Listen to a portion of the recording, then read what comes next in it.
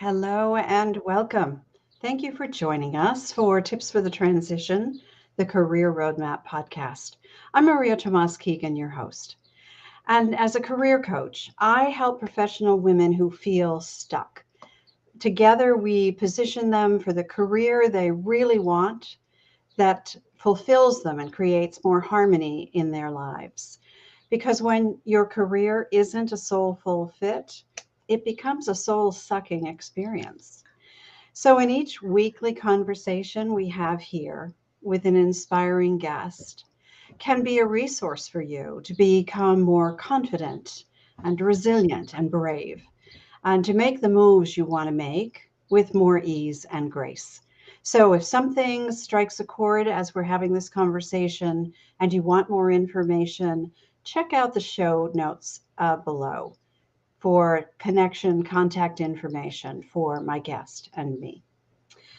So, one of the things I love to bring to my audience are alternatives, ideas about different ways to approach your career that you might not have thought of or that you've dismissed because of a belief that you have about it. So, today I want to introduce you to the franchise fitter, Diane Pleuss, who since 2004 has matched hundreds of people with their perfect fit franchise opportunity. Now, when you think of franchises, the first thing that comes to mind might be fast food. But as Diane will tell you, the options go far, far beyond burgers and fries.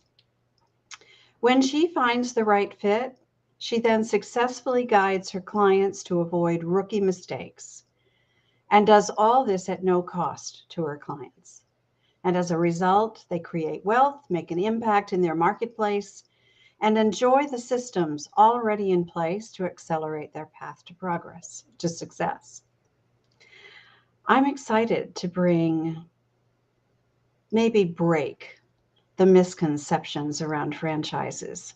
So let's get started. We call this episode A Perfect Fit Career Alternative. So I want to welcome Diane. Hello, Diane. How are you? I am fine. Thank you, Maurice, so much for inviting me to your show today. I'm very much looking forward to it. It's my pleasure. I'm really excited about this conversation. After you and I first talked, I thought this is a perfect episode to bring to the audience because there are so many people out there who maybe misunderstand about franchises Yeah.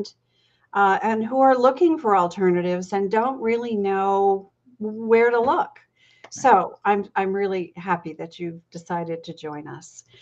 Now, I want to ask a question. You say your process is like a Disneyland fast pass because it gets you to the places you want to go efficiently and easily. So let's first describe the kind of women you help and what stage of life or career might they be in? I enjoy working with women and giving them options and presenting opportunities to them. Too many times, I think we're told or we believe that we need to get the good education, get that good first job, and then everything will fall into place. And we don't really think of additional options other than a traditional job. As women have families, have children, or have responsibilities with maybe elderly parents, time can be a problem coordinating all of that. And having a business where you can have more control, i.e., more flexibility, really has a great deal of appeal, not only to younger women, but especially to women 50 plus that have experience and want to have the results of their hard work come back and benefit them. So it's having your own business, specifically a franchise, is another option. Okay, so you said women 50 plus. Let's just talk about what other scenarios they might find themselves in. So, somebody might be downsized from a corporation, right? And they're looking for other alternatives. That happened to me, and I didn't want to go back into the corporate world. Yeah. So that would be an option to consider, right? It certainly would. I've worked with a variety of women. One woman comes to mind, and she got into business because she was going through a divorce. She had worked at a parochial school as a part-time music teacher and realized that it was going to be very difficult to raise her two sons on that kind of income. She had no business background, but she saw a business, specifically a franchise, as an opportunity to benefit from her hard work and effort. So I worked with her. We looked at several different options. She was determined. She had this zest for life and being involved in the community. She invested in a franchise, and that was quite a few years ago now. She initially bought one territory, went back and bought a second, and then a third. It's a large franchise with over 1,000 franchisees, and she is in their President's Club. I believe she's in the top 25. She had no background in the specific industry, but she had a willingness to learn. She had a willingness to excel, and she had that why of what she wanted in a business. That's great. All right, so let's talk about what types of franchising opportunities exist for women. Well, there are many different options, some things that you might not naturally think of. And sometimes women kind of gravitate to this because they will stand out. So it could be some crazy things like, for example, a handyman service. Now, with a franchised handyman service, the person is not the technician, is not the handyman going out. The person is comfortable hiring the techs, the handyman, the painters, the plumbers, the electricians, any of those people in the category. But they want to provide a service to the community. They like that they will be helping people. They know that many times when you send a capable, competent handyman out, that many times that person will have a long list of additional things that need to be done. And they're so happy that someone shows up on time, that they can do the job as quoted, and they can build a successful business that people are going to call them again in the future. Many times the technicians just want to do the work. They don't want to talk with Mrs. Smith in advance or do the scheduling or have the website. They just say, give me the work and let me go. So it's a nice combination. Other things that might be a little crazy could be something automotive aftermarket. It could be emergency services where you're dealing with fire or water, mold restoration. It could be tutoring. It could be senior care. It could be other types of residential services, such as residential cleaning. There again, they do not want the person to be doing the cleaning. They want the person to be involved in the community, hiring the cleaners, and running and scaling a business. That's terrific. Okay, so what these women are doing, I love that you just said that, because when I think about my own misconceptions about franchises, I always thought if you were the owner of the business, you had to start the business by being that, right? The handyman, the house cleaner. But what you're saying is you're really walking in as the CEO of the business. Exactly. Right? And you are hiring people to do the work, and you're managing the business aspects. Exactly. There's a phrase that you might have heard in franchising, that you're working on the business, not in the business. Exactly. If you can open up your mind to think of additional opportunities, for example, there are franchises that provide roofing services, gutters, insulation, irrigation, lawn care, pool care, pet care.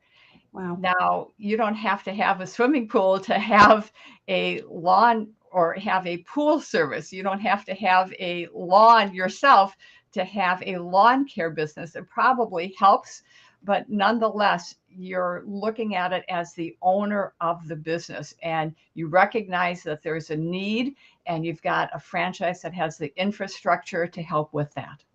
That's great.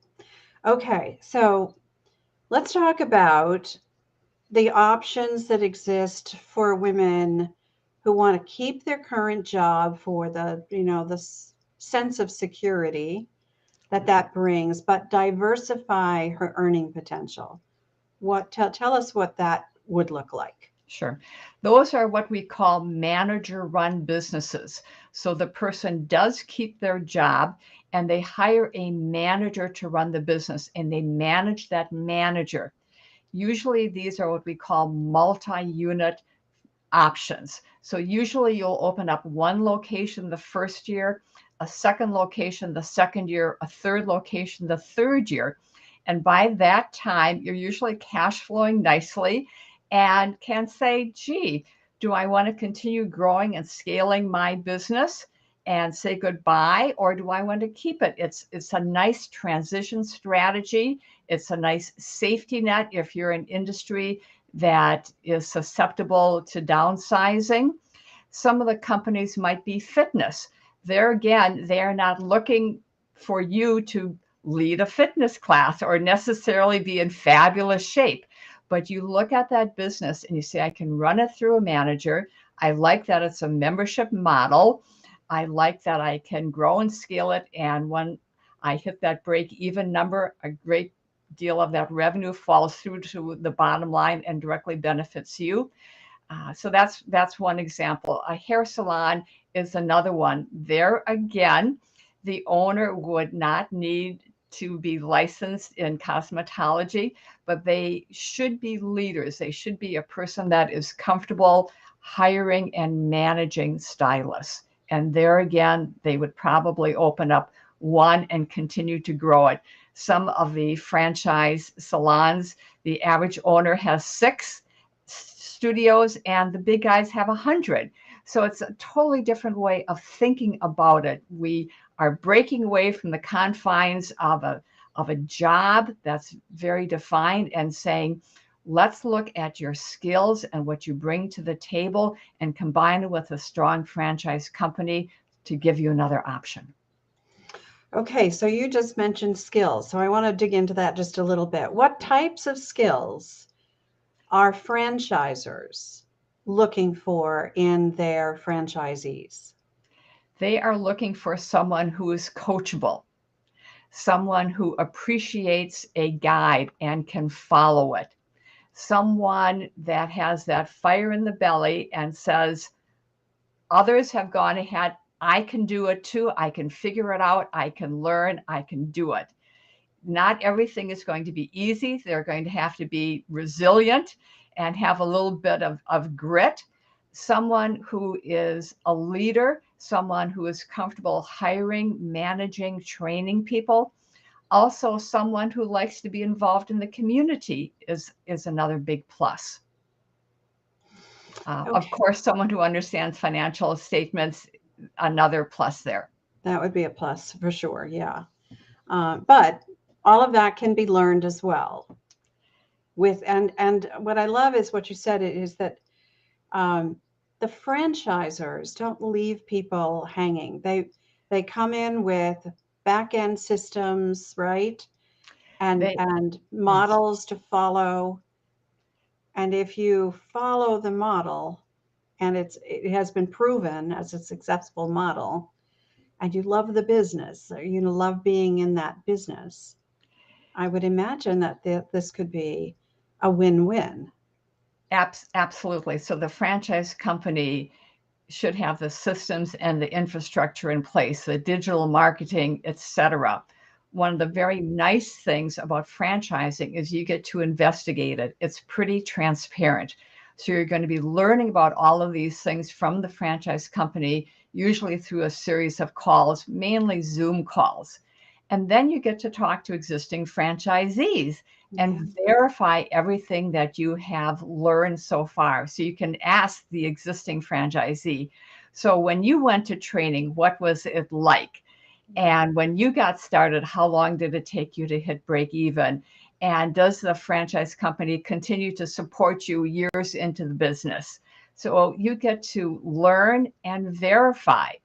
Sometimes people don't take advantage of that. Sometimes they fall in love with the business, and if it's a solid one, okay. But I think it's best to go in with questions and eyes wide open, and verify everything to make sure that there aren't any surprises and that you're going to be happy and successful, because that's the outcome we all want, and making money, of course. Okay. So I'm sorry, I've got to take a sip of water.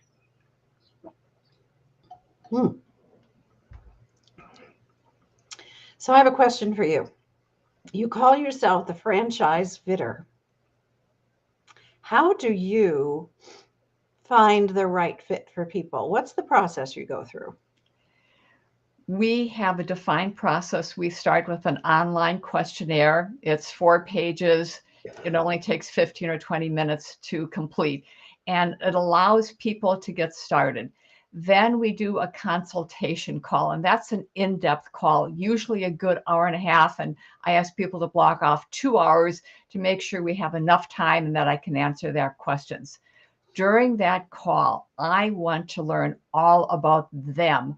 What makes them tick? What is important to them? What are their goals, their skills, their interests? Someone might want a business and they want to grow it aggressively and sell it. Another person might say, I want a business and I want to work with my spouse or my partner. I want to build a legacy. I want to have something I can leave my children. One person might say, I really want a lifestyle. I made it to that corporate office, that corner office, and now I want to catch up on all the things that I missed. So I need to make a certain amount of money, but I really want flexibility, and that lifestyle is so much more important to me. So I'm going to be asking all kinds of questions to learn about the person, and then knowing the franchise companies. And every company has a bit of their own culture and way of doing things, so that I can, again, match the person with the company to make sure that there's territory available and that's a viable option. I like to ideally present several options, 3, so they can compare and contrast. I might present one option that is a lower investment, one that's a mid-range, maybe one that's even a stretch investment if they're comfortable with that. So that, again, they can learn about the business. There's no direct correlation between what someone invests and what they can make. So that's a myth that we're busting right there also. But by spending some time up front with the person and their spouse or partner to gain input allows us to start going in the right direction. And then I like to have weekly calls with the person to make sure that they're getting the information that they need, that it makes sense, that they're understanding it. I can, again, help to answer questions. And if we're not going in the right direction, let's talk about it, and let's look at some other options then. But let's dig in and start to get the facts. I love that. It is such a it's like dating. It's as you were talking, it struck me as like finding, being on a dating app, which I've never been on, by the way, but what I hear is that it's a pretty robust set of questions that dig into who you are, what you want, what your expectations are. And I love that I love you that you call yourself the franchise fitter, because if it's not a good fit, I talk about careers being a soulful fit for women, for anyone really. Right. And a business like this becomes your career, and it also has to be a great fit. When you reference dating, you have no idea how similar that is. And sometimes we use that analogy. So when I bring companies to a person, we call them a candidate because our services are free. I say it's a bit like, I'm going to show you several blind dates here. And I want you to have a couple of phone calls with each franchise company, each blind date, so you can get to know them a little bit.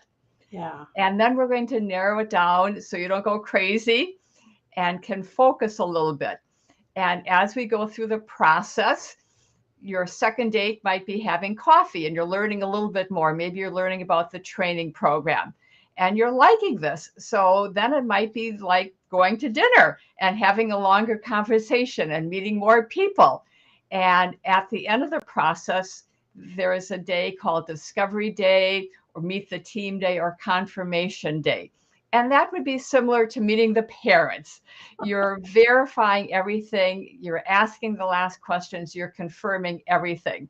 And when a person goes forward and invests in a franchise, and again, good companies award a franchise, then I am there hopefully throwing the bird seed and wishing everyone well. So there's a great similarity with dating and the fitting that I do, the matching that I do. Yeah. Yeah. And it's a process. It is absolutely a process. So I wonder It if is a some of process. our, I'm sorry. I just repeated it as a process. I'm Yeah. sorry. Yeah. Um, I wonder if some women who are listening might be wondering about um, the kind of the investment. And I know this probably ranges widely, but what kind of investment are we talking about for what's the range that Sure. we might be talking about here? Well, everyone tends to think that you need $1 million because we tend to think of big food, and Yeah. that is very expensive. When we're looking at a franchise, there are several costs involved. There's the one-time franchise fee. That can be as low as, let's say, 15,000, and it could also be above 100,000. Most franchises, let's just say, are in the $50,000 category. Okay. So a very, very average there. Again, one-time fee. Okay. Also, Okay. keep in mind that most people do not come to the table with a satchel of cash. Just like you invest in a home and you have a down payment, likewise with a franchise, most people Huh. come to the table ideally with about 30%, sometimes 20% of that investment, and they finance the balance through an SBA loan or they look at a retirement rollover program. There are a variety of options. So we have the Okay. franchise fee, and then you're going to need money to get started, working capital, and that's money that you'll need to go to training, money to get started in the business and promote. Franchising is highly regulated, so every company must give you amounts for a minimum of 3 months. So that will vary by company and, of course, will vary by market size. But they might say in a small market, maybe you need a few $1,000s a month for working capital. In a major market, maybe it's $10,000 a month for working capital, but they will go through that and detail that with you. Okay. And you help walk people through all of the options, the financing options, give them all the information so everything is totally transparent. They know what they're Um, walking into. They have yes, this and dating process that they can go through without making any commitments. exactly. And it's very I much love of a that. two-way street. So the franchise company is also looking at that candidate. They want to make certain that the person is going to be a stellar business owner and give the service and expectations and live up to all those standards. So good franchise companies award a business. If anyone does not make it, it would be terrible for that person, but it's also a black mark for that franchise company because they have to disclose if anyone does not make it. So if you're looking at a franchise company and you see a list of closures, that is not only probably a yellow flag, in my opinion, that's probably a red flag. So each side is evaluating to make sure that it is a good fit. And And while we don't have a crystal ball, we can look at past experience and let that be our guide. I love that. I love that. Okay. I think we're busting through a lot of myths here. So, we just recently are and still are in this pandemic situation. So, how did franchises as a whole, sure, this is a generalization, but how did franchises weather that storm? Well, I am very proud of the companies that we work with because I think they have really stepped up and offered more communication and looked at what they could do to help their franchisees. So some companies, for example, hired someone that had a financial background just to help their existing owners fill out forms so they could have access to the PPP money or the EIDL programs. Some franchise companies helped with renegotiating leases. They looked at contacting vendors to see if they could get better pricing. Some of them reduced the advertising requirement. Some of them reduced the royalty required. Just about all of them increased their communication with sometimes weekly calls, bi-weekly calls to say what was going on and what was happening. So when you talk to some of these companies, you go, wow, they weren't out there on their own trying to figure things out.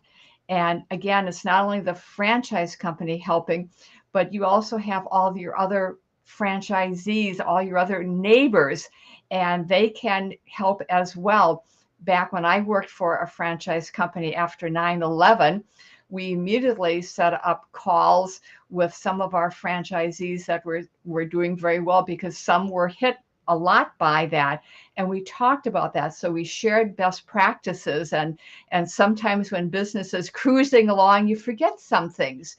So it really was an opportunity for companies to step up and really help. Some of the fitness companies provided options online, and they were in person one day and they were virtual online the next day. So it's really, in many respects, they have great stories to tell.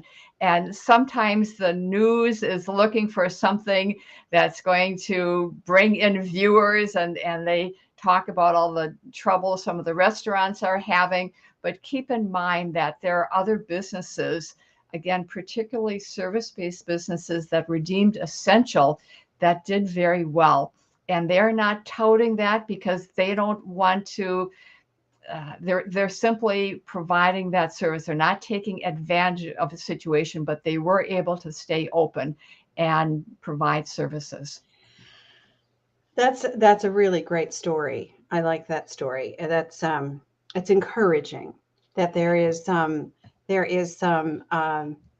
stability in and you said, like you said, some are essential services. Another thing Right. that the question that popped up for me as you were talking is this idea of being able to work remotely. So, do most franchise options require a brick and mortar store or facility, or are some of them, are there many of them maybe, that can be run out as a home-based business?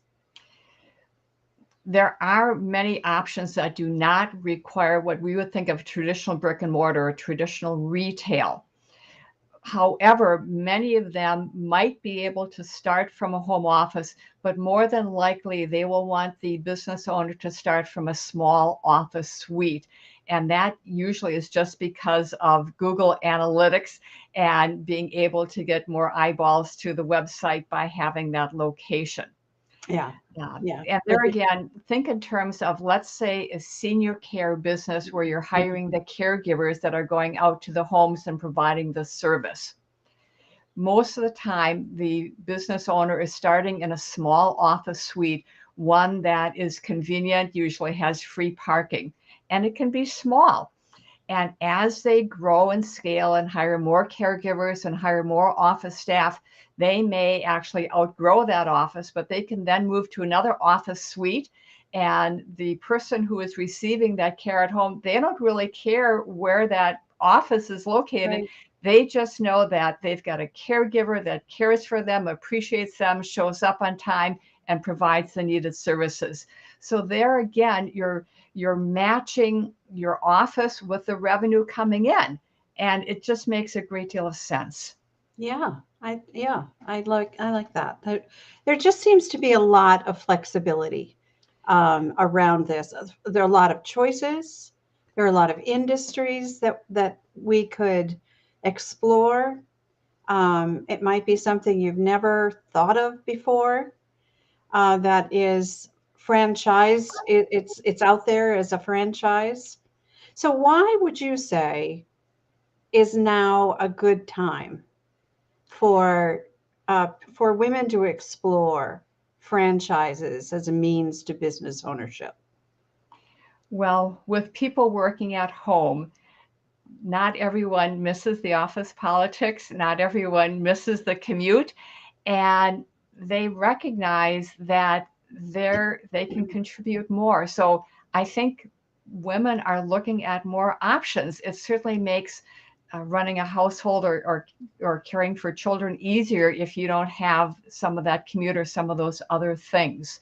So that's one reason why people are looking at business ownership. In fact, the Small Business Association has said that they have never had more loan applications because people are broadening their perspective and they want something more. Money is available, money is still cheap. While hiring can be a challenge, many of the franchise companies, again, assist with that. And when we look at some of these businesses, particularly a service-based business, usually you're starting with a couple of technicians, a couple of painters, a couple of caregivers, a couple of tutors, a couple of residential cleaners, and you're growing and scaling it. So that's a lot different again than starting a major restaurant where you might have to hire 75 people at once. So Mm. again, we're somewhat walking before we're running, and it's very manageable, and you can have that core and you can build on that. So those are a couple of reasons, and there are just many more options available that I think are so much more interesting um, and exciting. Well, yeah, and I love that.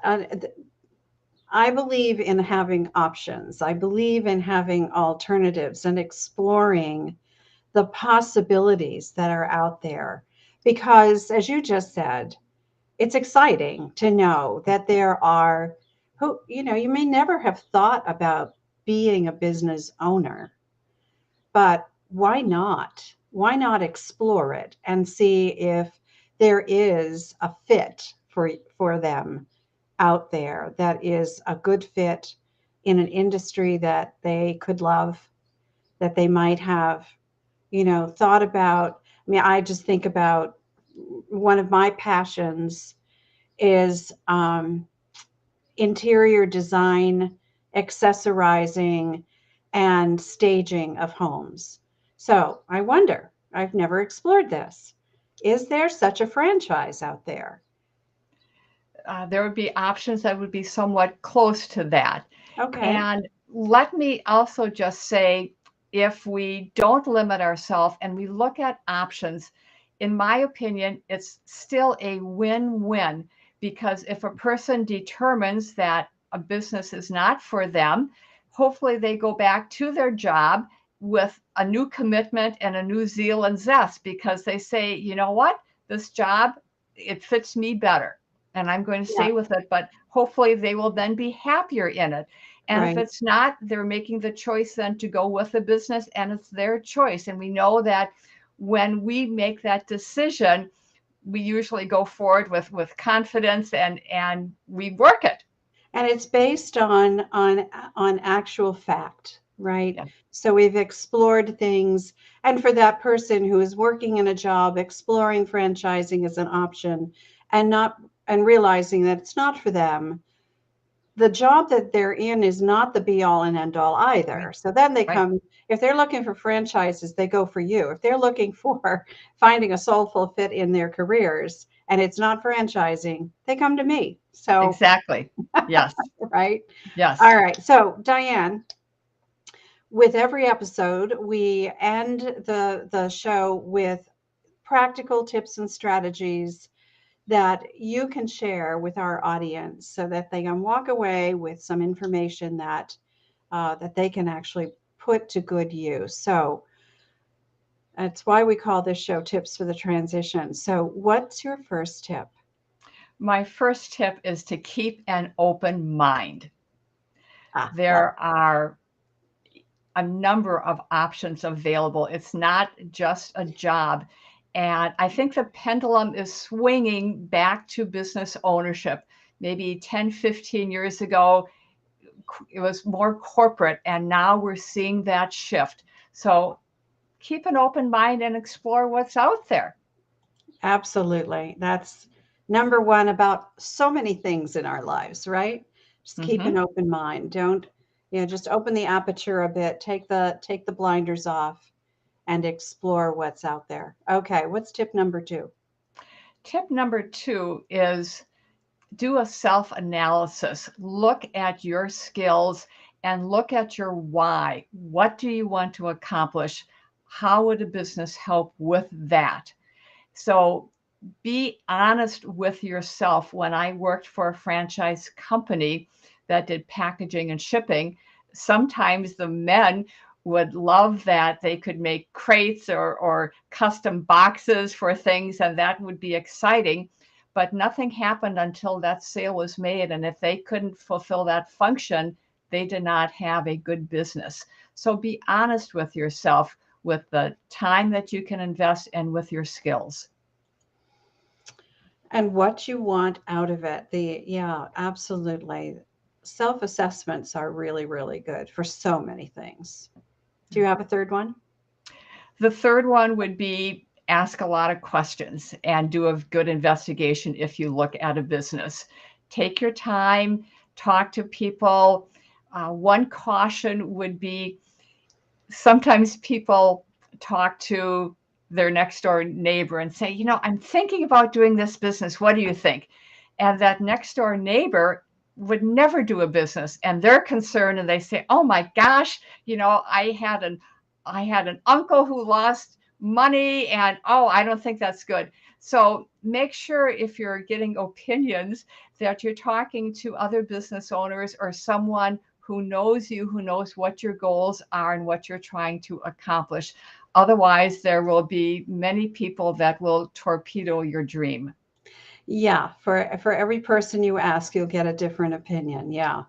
So Yes. that's a great one to end on because it is so important in everything we do in our lives to surround ourselves with the people who support us, who Yeah. understand what makes us tick and what is too much risk Right. versus a calculated risk, Right. and that will advise us from a place of knowing, Yes. not from a place of trying to save us from ourselves, right? I love the example you gave. Someone Mhm. who has seen another experience and really doesn't know themselves, Right. advising you to, steer clear because Mhm. it's too risky. Yeah, so surrounding ourselves with our best advisors, what I like to call our personal board of directors. Yes. Yeah, I love that.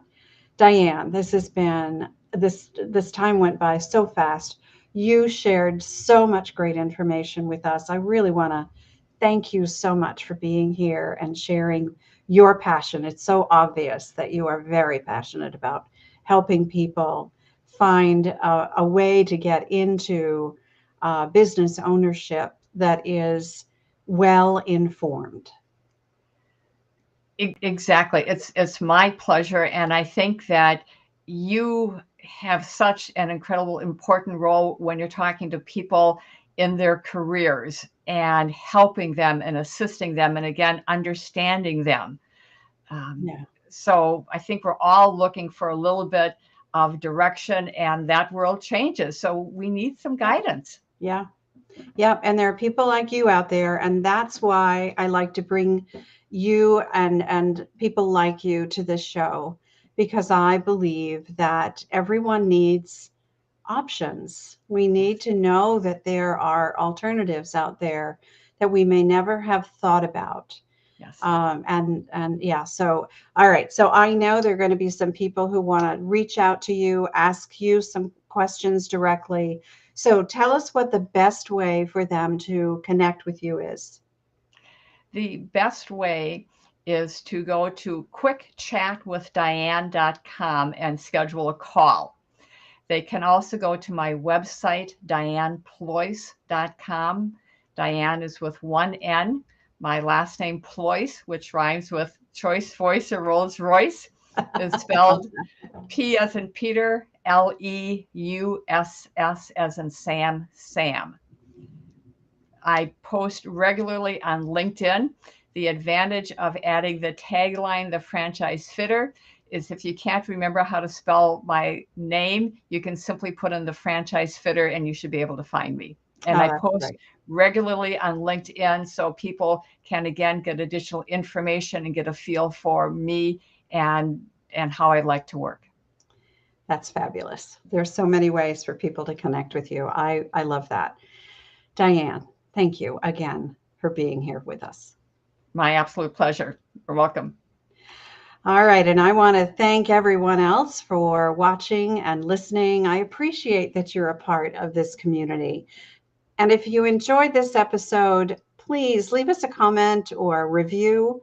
And if there's a star rating available to you, click one of the stars and let us know how you liked it.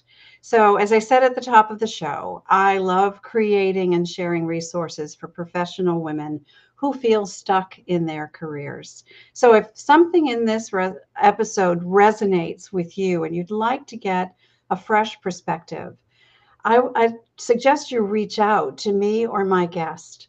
And there are, excuse me, plenty of ways for you to do that in the show notes below. And if you want to continue this conversation, you can join my private Facebook group called the Career Transition Roadmap. And the link for that is below as well. So let's meet again here next Wednesday at 10 a.m. Mountain Standard Time. Because you know what? I believe it's our time to thrive. So let's thrive together. Till next time, I'm Maria Tomás-Keegan, helping you turn transition into triumph.